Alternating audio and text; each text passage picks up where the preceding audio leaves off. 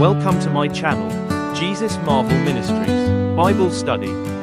దయచేసి యొక్క ఉదయకాల సమయమందు ప్రియమైన వారలారా, యెషయా గ్రంథము 41వ అధ్యాయాన్ని మనం పరిశీలనగా గమనించినట్లయితే, దేవాతి దేవుడు మరి యొక్క వాక్య భాగాన్ని మనం పరిశీలనగా గమనిస్తూ వచ్చినట్లయితే, నేను అరణ్యములో దేవదారు వృక్షమును, తుమ్మ చెట్లను, గొంజి చెట్లను, తైల వృక్షమును నాటించెదను.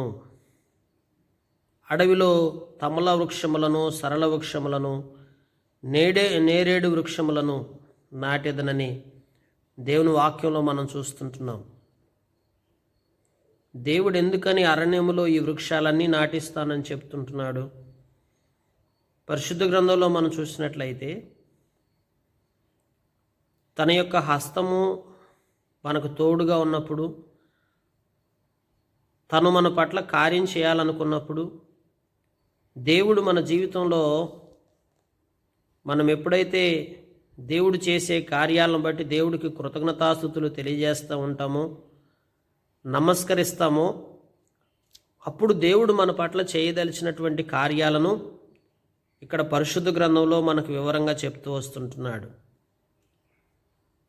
అంటే ఈ తమల వృక్షాలు, సరళ వృక్షాలు, నేరేడు వృక్షాలు, ఇట్లాంటివన్నీ కూడా అరణ్యములో నాటుట ద్వారా మన యొక్క అవసరతలు ఎలాగ తీర్చబడుతుంటున్నాయో, అలాగున మన జీవితాన్ని ఆశీర్వాదకరంగా దేవుడు చేయడానికి ఇష్టపడుతూ వస్తుంటున్నట్లుగా, దేవుడు మన జీవితంలో కార్యం చేస్తే అలా ఉంటుందన్నట్లుగా పోల్చి మనకు చెప్పటం జరుగుతూ వచ్చింది. కనుక ఎండిన నేలన నేట బుగ్గలను పుట్టించి, లోయల మధ్య ఓటలను కలగజేసి, చెట్లు లేని మెట్ల మధ్య నదులను పారజేసి, అరణ్యములో దేవదారు వృక్షములు, తుమ్మ చెట్లు, గొంజి చెట్లు, తైల వృక్షము ఇట్లాంటివన్నీ నాటించి, తమల వృక్షమును, సరళ వృక్షమును, నేరేడు వృక్షమును నాటెదను అని చెప్పి వాద్యమాడుడని యెహోవా అనుచున్నాడు. దేవుని వాక్యంలో చూసినట్లయితే, మీ రుజువు చూపించుడని యాకోబు రాజు చెప్పుచున్నాడు. జరగబో వాటిని విసిదపరిచి మా ఎదుట తెలియజెప్పుడి. దేవుని వాక్యంలో మనం చూస్తే, వాద్యమాడుడని యెహోవా అనుకొనుచున్నాడు. పరిశుద్ధ గ్రంథంలో మనం నిన్నటి దినము కూడా ఈ వాద్యము గురించి చూస్తూ వచ్చాం. దేవుని ప్రజలైనటువంటి వారు దేవునితో మనం ఎప్పటికప్పుడే వాద్యమాడి దేవుని దగ్గర నుంచి సమస్తం మనం పొందుకునేవారు ఉండాలి. వాద్యమాడటం అంటే దేవుణ్ణి అడిగి పదే పదే దేవుణ్ణి మనం ఇది కావాలని చెప్పి అడిగేటువంటి వారిగా ఉండాలి. అందుకే మీ రుజువు చూపించుడని యాకోబు రాజు చెప్పుచున్నాడు. జరగబో వాటిని విశదపరిచి మా ఎదుట తెలియజెప్పుడి. జరగబో వాటిని అంటే భవిష్యత్తులో మనం ఏం జరగబోతుంటున్నాయో, మన పట్ల దేవుడు ఏ కార్యాలను చేయాలనుకుంటున్నాడో అట్టి వాటి అన్నిటినీ కూడా విశదపరచమని దేవుణ్ణి మనం అడిగేవారికి ఉండాలి. నాకు ఒక రుజువు చూపించమని దేవుణ్ణి అడగాలి.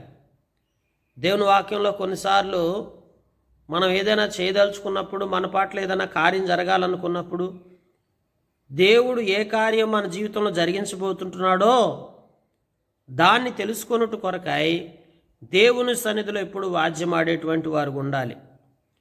దేవుణ్ణి నాకు ఒక రుజువు చూపించమని దేవుణ్ణి అడగాలి. ఒక సూచక్రియను చూపించమని అడగాలి. పూర్వమందు మన పితరులు కొంతమంది వారి వ్యక్తిగత జీవితాల్లో దేవుడు చేయబోయే కార్యాలను ముందుగానే మాకు తెలియపరచమని, నాకు ఒక రుజువు చూపించమని అడిగారు. దేవుడు రుజువులు, ఆధారాలు చూపిస్తూ వచ్చాడు. ఈ దినమందు నీ జీవితంలో నీకు రుజువు కావాలి.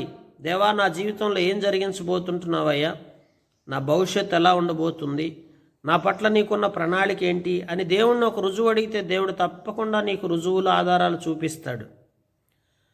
అయితే ఇది నాటి దినాల్లో మనం ఎవరం కూడా రుజువులు ఆధారాలు ఏవి అడగకుండానే మనం దేవుని యొక్క సంగతులు ఏమై ఉన్నాయో జరగబో సంగతులను విశదపరచమని మనం అడగకపోవటం వల్ల దేవుడు మనకి ఏమీ తెలియజెప్పకపోవచ్చు.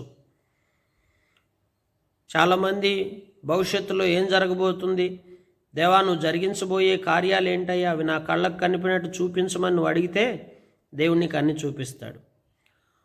పూర్వమైన వాటిని విశదపరచమని మేము ఆలోచించి వాటి ఫలము తెలుసుకున్నట్లు వాటిని మాకు తెలియజెప్పుడి.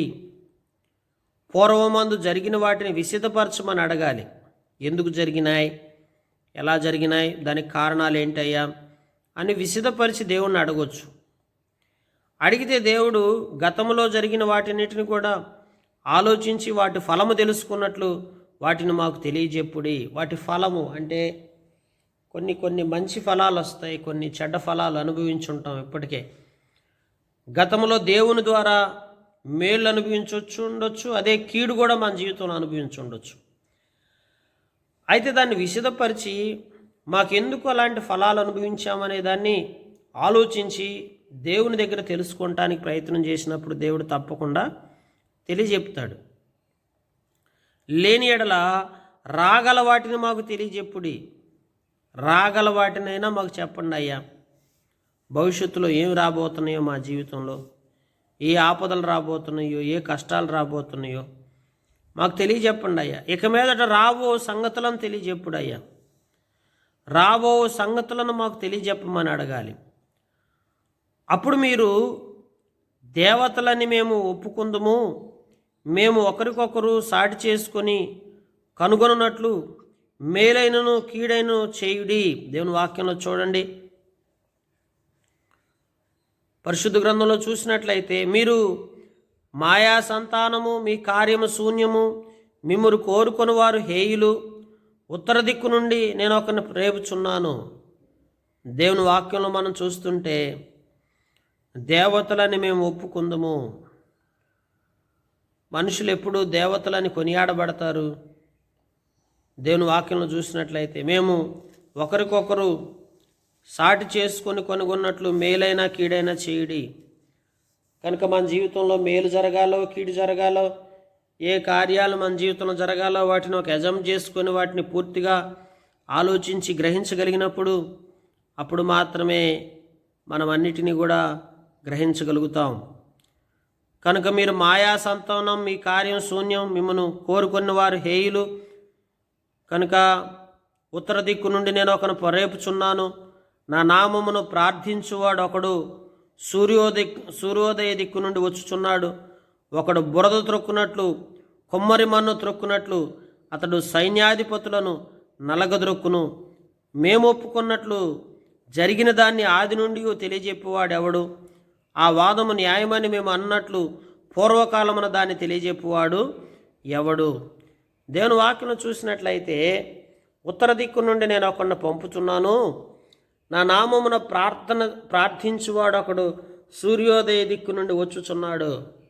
దేవుని వాక్య ప్రకారం చూస్తుంటున్నప్పుడు మనకి ఆయా సందర్భాల్లో తన యొక్క ఆలోచనను, తన ఉద్దేశాలను మనకు తెలియజెప్పుటి కొరకై దేవుడు ఎవరో ఒకరిని పంపుచూ వస్తుంటాడని. ప్రియులారా, ఉత్తర దిక్కు నుండి నేను ఒకరిని రేపుచున్నాను అంటున్నాడు. రేపి మరి మనకు విషయాలు తెలియపరచడానికి మన యొద్దకు పంపే దేవుడు. ఈనాడు నీ జీవితంలో ఏం జరగబోతుంటున్నాయో, ఏం జరిగినాయో ఇవి విశదపరుచుకుంటున్నావా? గతంలో జరిగినటువంటి అనుభవాలు, గతంలో జరిగిన మేళ్ళు, గతంలో వచ్చినటువంటి కీడు, వీటన్నిటినీ నీ విశదపరచుకోవాలి. అలాగే భవిష్యత్తులో నీ జీవితంలో దేవుడు చేయబోచున్న కార్యాల పట్ల కూడా నీకు ఒక స్పష్టత ఉండాలి. దేవుడు ఏం చేయబోతుంటున్నాడు, ఏ కార్యాలు జరిగించబోతుంటున్నాడు. దేవుని పాదాల చెంత నువ్వు వచ్చి అడిగినట్లయితే తప్పక దేవుడు నీ కొరకు ఎవరో ఒకరిని రేపి మరి నీ వద్దకు పంపించి నీకు విషయాల గురించిన అవగాహన స్పష్టంగా తెలియపరుస్తూ వస్తాడు. మేము ఒప్పుకున్నట్లు జరిగిన దాన్ని ఆది నుండి తెలియజెప్పువాడెవడు? ఆ వాదము న్యాయమని మేము అన్నట్లు పూర్వకాలమున దాన్ని తెలియజెప్పువాడు ఎవడు? దాన్ని తెలియజెప్పువాడు ఎవడనూ లేడు, నివసించు వాడెవడనూ లేడని, ఈ మాటలు వినువాడెవడనూ లేడు. బైబిల్లో మనం చూస్తూ ఉంటే ప్రియులారా, మనం వాద్యాలు, మనం అనుకుంటున్న న్యాయం, దేవుడు జరిగించాలనుకుంటున్న న్యాయం కొరకు మనకు తెలియజెప్పువారు ఎవరు లేరా? దేవుని బిడ్డలారా, దేవుడు తప్పక మన విషయాలన్నిటిని కూడా మనకు తెలియపరుస్తాడు. కొన్నిసార్లు దేవుడితో వ్యాజ్యం ఆడుతూ ఉంటాం. ఏబు గారు తనకి క్లిష్టమైన కష్టతరమైన పరిస్థితులు తన జీవితంలో తలెత్తినప్పుడు దేవుడితో వ్యాజ్యమాడాడు. వ్యాజ్యమాడితే దేవుడు తర్వాత ఎంతగానో కోపగించుకున్నాడు ఏబు గారి మీద. ఎందుకు నీవు ఇట్లా వ్యాజ్యమాడుతుంటున్నామని. అలాగనే మన జీవితంలో కూడా మనకు జరిగే సంఘటనలు, మన జీవితంలో జరుగుతున్న ప్రతి కార్యాలు మనకు నచ్చవు. నచ్చని వాటిని దేవుడు జరిగిస్తూ వచ్చినప్పుడు దేవుని మీద వాద్యాలు ఆడతాం. దేవా, నాకు ఎందుకు ఇట్లా చేస్తుంటున్నావు, నాకు ఎందుకు ఇలా, నేను సంతోషంగా లేను, నేను అన్ని విషయాల్లో నాకు ఎందుకు ఇలా జరిగిస్తుంటున్నావు అని చెప్పి దేవుడిని వాద్యమాడి దేవుణ్ణి పదే పదే అడుగుతుంటాం మన జీవితంలో. ఆలకించుడి, అవి మొదట దేవుని వాక్యంలో చూసినట్లయితే పరిశుద్ధ గ్రంథంలో చెప్తుంటున్నాడు, సియోనుతో చెప్పిన వాడు నేనే, యెరూషలేమునకు వర్తమానం ప్రకటింపనొకని నేను పంపితిని. దేవుడు మనతో చెప్పటానికి, మనల్ని మరి బలపరచడానికి పరిశుద్ధ గ్రంథంలో చూసినప్పుడు అవియే అని మొదట సియోనుతో చెప్పిన వాడు నేనే అంటున్నాడు. వర్తమానం ప్రకటింపని నేను ఒకరిని పంపితిని అంటున్నాడు. దేవుడు మన జీవితంలో కొన్ని వర్తమానాలని, కొన్ని విషయాలను బయలుపరచడానికి ఎవరో ఒకరిని పంపించి మనం బలపరుస్తుంటాడు. నేను చూడగా ఎవ్వడనూ లేకపోయిను, నేను వారిని ప్రశ్న వేయగా ప్రత్యుత్తరం ఇయ్యగల ఆలోచనకర్త ఎవ్వడనూ లేకపోయిను. దేవుని ప్రజలారా, మన జీవితంలో మనకున్నటువంటి పరిస్థితులన్నిటిలో కూడా, మనకున్న సమస్యలన్నిటిలో కూడా, మన ఫ్యూచర్ గురించిన మనకున్న కన్ఫ్యూజన్స్ అన్నిటిలో కూడా మనకి జవాబు ఇచ్చి మనకు సమాధానం చెప్పగలిగిన వాడు ఈ భూమి మీద మరొకడు ఎవడూ లేడు. ఒకే ఒక్కడు సర్వసృష్టికర్త అనే దేవుడు మాత్రమే నీ జీవితంలో నీకు ఎదురయ్యే ప్రతి పరిస్థితుల్లో నీకు జవాబు ఇవ్వగలడు. నువ్వు నమ్మాలాయన్ని, విశ్వసించాలాయన్ని, ఆయన వైపు చూడాలాయన్ని. ఆయన ఏం జరిగిస్తుంటున్నాడో, ఆయన ఏం చేయాలనుకుంటున్నాడో, ఆయన గతంలో పూర్వకాలం మంది నీ జీవితంలో ఏం చేస్తున్నాడో వాటన్నిటినీ నువ్వు విశదపరచుకొని ఆలోచన చేసుకొని భవిష్యత్తులో దేవుడు ఏం నీ పట్ల జరిగించబోతుంటున్నాడో దాని అంతటి కొరకై నువ్వు దేవుని సన్నిధిలో కనిపెట్టుకొని దేవుని పాదాల దగ్గర నువ్వు వేడుకొని దేవుని సన్నిధిలో ఎప్పుడైతే విశ్వాసంతో ఉంటావో దేవుడు తప్పకుండా నీ పట్ల కార్యం చేయటం ప్రారంభిస్తాడు. ప్రియమైన వారలారా, పరిశుద్ధ గ్రంథంలో మనం చూస్తూ ఉంటున్నప్పుడు అందుకే అంటాడు, వారందరూ మాయా స్వరూపులు, వారి క్రియలు మాయా, వారి పోత విగ్రహములు శూన్యములు, అవి ఒట్టి గాలివై ఉన్నవి. పరిశుద్ధ గ్రంథంలో మనం చూస్తూ వచ్చాము. దేవుని వాక్యంలో అవన్నీ కూడా లోకానుసారంగా మరి మాయా విగ్రహముల గురించి రాస్తుంటున్నాడు. వారి క్రియలు మాయా, వారి పోత విగ్రహములన్నీ శూన్యములు, అవి ఒట్టి గాలి అయి ఉన్నవి. మాయా స్వరూపములుగా ఉన్న వాటి వైపు చూడకూడదు. మాయా స్వరూపములుగా ఉన్న వాటి వద్దకు మనం వెళ్తే వాటి క్రియలు శూన్యాలు. తర్వాత చూస్తే వాటిదంతా కూడా ఒట్టి గాలిలాగా ఉంటుంది, కానీ అక్కడ ఏ మేలు మనకి జరగదు. అందుకే పరిశుద్ధ గ్రంథంలో రాయబడతా వచ్చింది, సర్వశక్తిమంతుడైన దేవుడు, సర్వసృష్టికర్త అయినటువంటి దేవుడు నీ జీవితంలో కార్యం చేస్తే ఎవరూ ఆపలేరు. తప్పక నీ పట్ల దేవుడు కార్యం చేస్తాడు. అయితే ఒకటి మనం విశ్వసించాలి, ఆయన మీద ఆధారపడాలి, ఆయన వైపు చూడాలి, ఆయన సన్నిధిలో కనిపెట్టాలి. ఆయనను నీ భవిష్యత్తు గురించి తెలియపరచమని దేవుణ్ణి పదే పదే రుజువులు ఆధారాలతో సహా నాకు ఏం చేయబోతుంటున్నావని చెప్పి నువ్వు దేవుని పాదాల దగ్గర కనిపెట్టుకొని అడిగినట్లయితే తప్పక దేవుడు నీకు సహాయం చేస్తాడు. అంతేగాని లోకములో మాయా స్వరూపాలైనటువంటి వాటి వైపు చూసి వాటి యొద్దకు మనం వెళ్తే ప్రియులారా, అది ఉట్టి గాలి. అక్కడంతా కూడా ఏముండదు, అక్కడ మాయా స్వరూపమే, కానీ అక్కడ ఎటువంటి మేలు కానీ కార్యాలు కానీ మన జీవితంలో జరగవు. పరిశుద్ధ గ్రంథంలో రాస్తాడు, అవి వాటిని చేయువారు కూడా వాటి వంటి వారే అని రాయబడతా వచ్చింది. అంటే దేవుని వాక్యం ఏం చెప్తుందంటే వాటిలోనే మాయా స్వరూపం అది. అయితే వాటిని అనుసరించి వాటిని మనం పూజించి వాటిని సేవించే మనం కూడా మాయా స్వరూపాలుగా ఉండిపోతామని మనం లేఖనాల్లో మనం చూస్తుంటున్నామండి.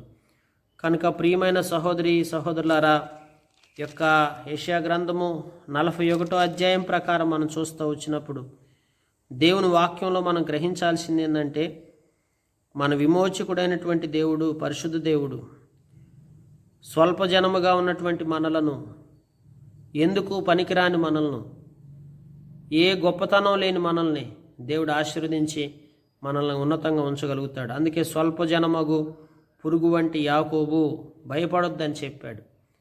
కనుక మనం భయపడాల్సిన అవసరం లేదు.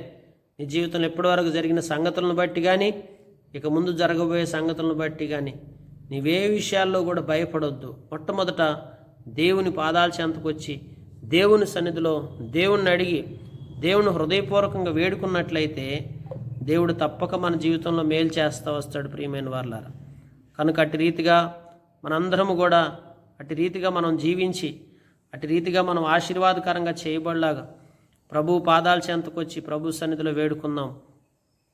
ప్రభు సన్నిధిలో విశ్వాసంతో మనం అడుగుతూ వద్దాం. ప్రభు సన్నిధిలో విశ్వసించి ప్రభుని హృదయపూర్వకంగా వేడుకుంటూ వద్దాం. దేవుడు తప్పక మనందరి జీవితాల్లో మనకు సహాయం చేసి మనల్ని బలపరుచుకుంటూ వస్తాడు. కనుక మోకరించండి. దేవుడి మాటలు దీవించి మన గ్రహింపులో తీసుకొచ్చి మనకు సహాయం చేయనుగాక.